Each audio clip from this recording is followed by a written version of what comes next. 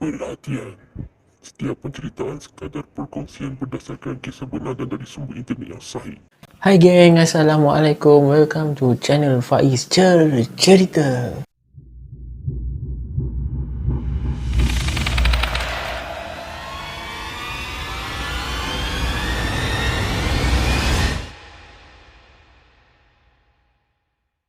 Terima kasih banyak-banyaklah korang sebab sudi untuk tengok video kali ni, dan aku harap korang yang tengah tengok ni dapatlah sentiasa untuk support Faiz Cerita.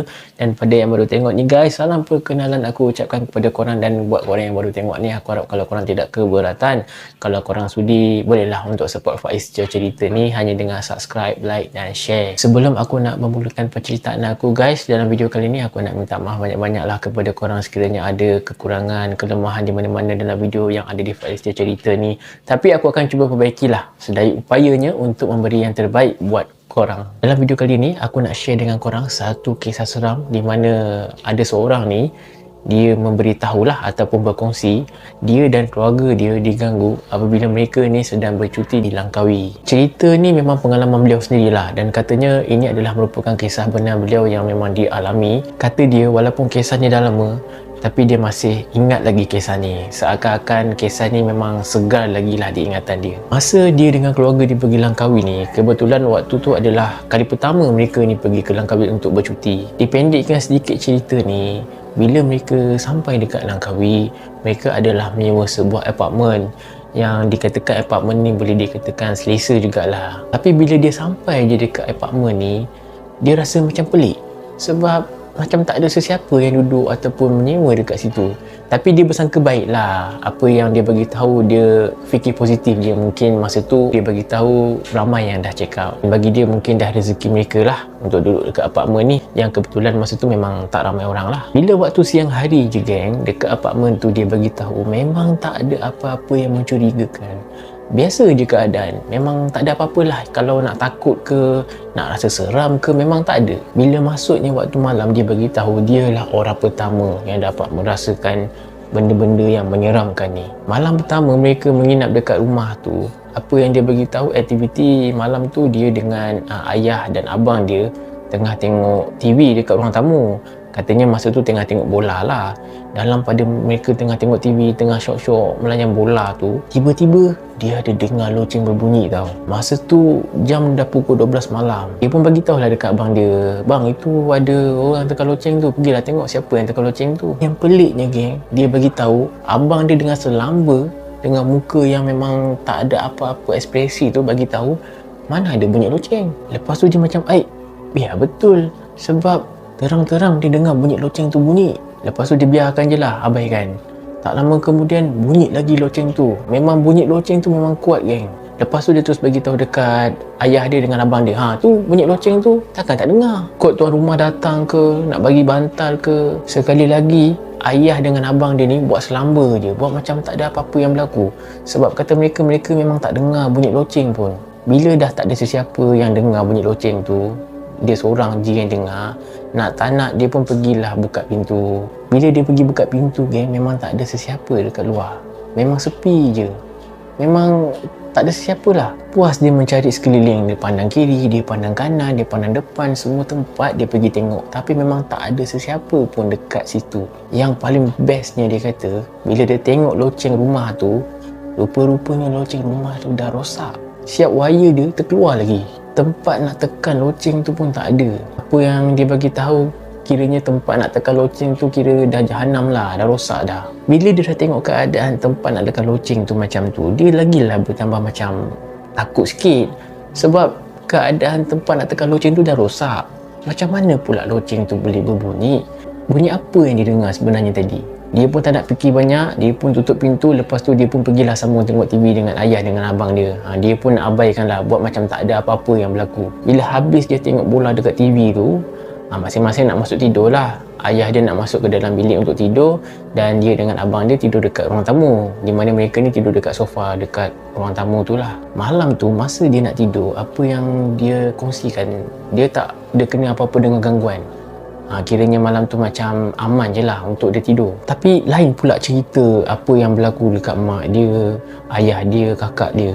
Keesokan paginya, maka bermulalah penceritaan masing-masing, pengalaman masing-masing. Apa yang mak dia sharekan, lewat malam tu mak dia nak bangun untuk pergi ke tandas. Bila mak dia sampai je dekat depan pintu tandas, mak dia dengar macam ada orang dekat dalam tau. Sebab dengan bunyi macam tak ada air dalam baldi. Mak dia tolaklah pintu tu, nak tengoklah siapa yang ada kat dalam. Ada orang ke? Tak ada. Tapi pintu bilik air tu berkunci. Bila dah lama sangat tunggu depan pintu bilik air, apa yang dia bagi tahu mak dia dah tak tahan sangat, mak dia pun ketuklah pintu bilik air tu. Bila mak dia ketuk pintu bilik air tu, geng, boleh pula terbuka pintu tu, tak pula berkunci. Tapi memang tak ada sesiapa pun dekat dalam bilik air tu. Lepas mak dia dah selesai menunaikan hajat dalam tandas tu, mak dia pun masuklah untuk tidur semula. Kisah yang sama berlaku kepada kakak dia, di mana kakak dia dengar ada orang tengah mandi dalam bilik air, tapi bilik air tu dalam master bedroom. Yang menambah pelik lagi, kakak dia bagi tahu suami dia tak dengar apa-apa bunyi pun. Ayah dia pun ada kisah juga. Ayah dia bagi tahu yang waktu ayah dia tengah tidur, ayah dia dapat satu mimpi tau.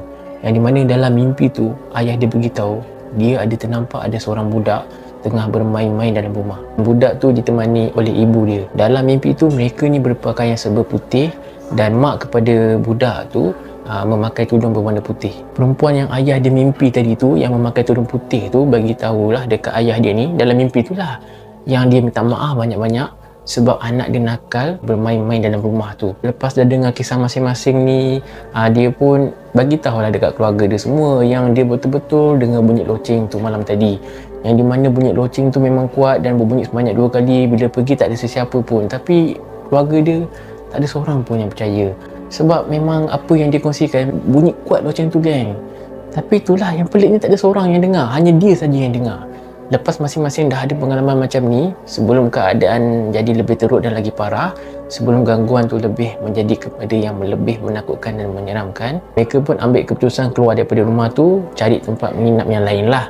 Sebab nak elakkanlah daripada kena gangguan-gangguan yang lebih menyeramkan. Yelah, mereka datang dekat Langkawi tu nak bercuti, tak naklah ditimpa dengan gangguan-gangguan yang mistik macam ni. Apa yang dia bagi tahu, itulah pengalaman pertama dia sewaktu dia pergi ke Langkawi. Tapi apartmen mana tu dirahsiakan lah. Tapi kalau korang yang tengah tengok ni, agak-agak korang tahu tak kat mana apartmen ni? Yalah, mana tahu korang ada pengalaman ke, pernah pergi dekat apartmen ni, pernah dengar mana-mana kisah ke, cuba korang komen.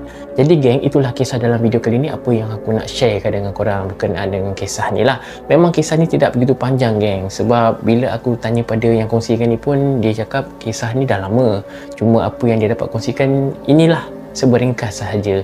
Jadi aku harap sangat korang dapat stay tune sampai habis, dan aku betul-betul minta maaf, geng, sekiranya video ini terlalu pendek dan ada kekurangan dan kelemahan di mana-mana, bukan sahaja video ni tapi di video-video yang lain di masa akan datang. Aku minta maaf banyak-banyak, tapi aku akan cubalah perbaiki setiap kelemahan, kekurangan.